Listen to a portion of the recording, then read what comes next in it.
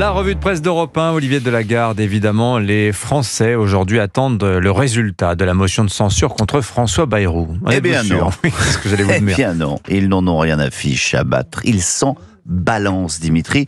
C'est en tout cas le constat que dresse, de manière un peu plus élégante, Vincent Trémollet de Villers à la une du Figaro, l'éditorialiste qui met ce matin solennellement en garde nos politiques. Car il faudrait que nos députés, nos ministres, notre président mesurent à quel point de plus en plus de Français pratiquent une forme de censure mentale envers ceux qui nous gouvernent, écrit-il. Quand ils entendent le mot politique, ils sortent leurs écouteurs, leurs boules qui est, leurs casques anti-bruit.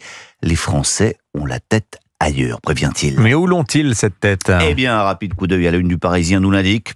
Photo d'une dame en plein cagnard au jardin, dans son jardin, la tête entre les mains.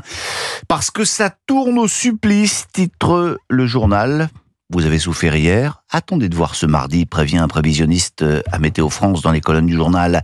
Cette journée sera la plus suffocante de la semaine, elle pourrait même intégrer le top 10 des jours les plus chauds à l'échelle nationale. Suivent évidemment les précautions d'usage, boire beaucoup, faire attention aux personnes âgées et à votre frigo. Ne baissez pas sa température, vous allez le faire claquer, indique le journal. Dans l'idéal, il faudrait même dépoussiérer le moteur, aller au boulot. Sinon, dans les Échos, vous découvrirez aussi le dernier cri de la technologie anti-chaleur, des vêtements de refroidissement passif. 3 chercheurs de l'université du Massachusetts travaillent sur des habits auxquels on a rajouté des couches de nano et microparticules de carbonate de calcium et de sulfate de barium. Résultat, le tissu aurait une capacité de refroidissement jusqu'à 6 degrés. Ah oui, quand même. Bon, vous lirez tout ça à l'ombre, si le cœur vous en dit. Mais en attendant, le plus simple pour se rafraîchir, c'est pas le carbonate de calcium et le sulfate de barium, c'est plus simplement cela. Oh là là, ça fait du bien rien que de l'entendre. Piquer une tête. Et alors là, 2 possibilités offertes par vos journaux, Anissa. Soit attendre samedi pour vous baigner dans la Seine, c'est ce que préconise la Croix, baignade recommandée, titre le quotidien catholique, et même s'il ne s'agit pas d'eau bénite, héritage des JO, nous y sommes. Les Parisiens vont effectivement pouvoir se baigner dans 4 jours dans leur fleuve. Alors, Peut-être que la canicule, si elle persiste, les y aidera, parce que pour le moment, selon un sondage, Fluctuanec Mergetur, seuls 14% des franciliens se disent prêts à affronter leurs craintes d'Escherichia coli et autres entérocoques, et ce malgré les assurances de l'adjoint au sport d'Anne Hidalgo, qui regrette les habitants ont toujours une part de défiance envers la parole publique. Alors, l'autre possibilité de trempette, celle-là devrait remporter plus de suffrages, est en page 28 du Figaro. Il s'agit de se baigner dans sa piscine privée. La piscine, qui est même devenue une passion française, affirme le journal dans ce long papier, où vous apprendrez que la piscine individuelle a 60 ans cette année. En 1965, on en dénombrait moins de 1500 dans notre pays. Aujourd'hui, il y en a 3 600 000, nous explique Aliette Debray-Mauduit. La France est même devenue le 3e pays au monde en nombre de piscines enterrées, derrière les États-Unis, le Brésil. Et ne lui faites pas le coup de la lutte des classes en maillot de bain. La piscine s'est beaucoup démocratisée, écrit la journaliste du Figaro. Aujourd'hui, 23% des employés, ouvriers, agriculteurs en possèdent une.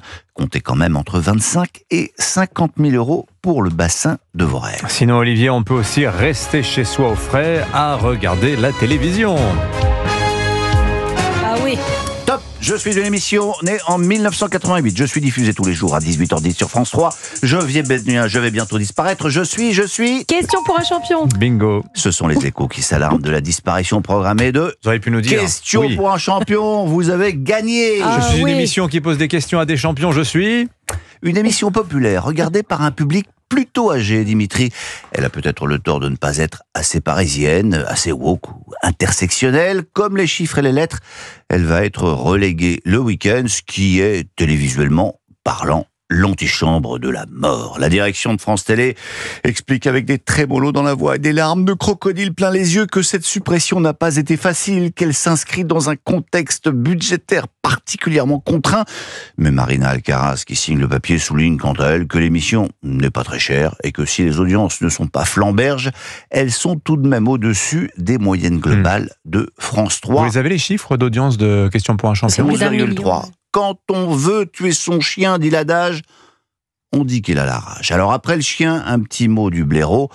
Vous lirez dans l'équipe une longue interview de Bernard Hinault. À quelques jours du départ du Tour de France, il s'agace d'être le dernier vainqueur tricolore. Ah oui. C'était il y a 40 ans et je m'en serais bien passé de ce record, déclare-t-il. Plus ronchon que jamais, avant de fustiger une nouvelle fois les coureurs français. Mais question de l'équipe, ils se sont souvent plaints de vos critiques à leur égard. Rien que le fait de se plaindre, c'est déjà un aveu de faiblesse, répond-il. Mes critiques auraient dû au contraire les booster. Je ne supporte plus d'entendre un Français dire après la ligne d'arrivée qu'il avait de bonnes jambes. Les bonnes jambes, c'est fait pour gagner. Voilà pour le tas de feignasses, sans ambition. Ce qui m'amène à vous poser la question du jour. Seriez-vous capable de poser un avion ? C'est-à-dire de le piloter et de poser l'avion. Absolument. Écoutez, peut-être. Ah, voilà. Je doute Bah quand non, même. pas du tout. Voilà. Bah non, pas du tout. Cette question est, paraît-il, devenue virale en ce moment sur TikTok et c'est une façon pour Ah oui, ces dames je vois où vous voulez en venir. de se moquer gentiment de leurs hommes qui sont près de la moitié. Comme Dimitri a À se affirmé que... surestimer. Bah, bien sans sûr. problème, Bibi, je te pose, moi, ton Airbus en déroute. C'est dans le Parisien. Vous n'aviez pas lirez précisé ça. un Airbus. Hein.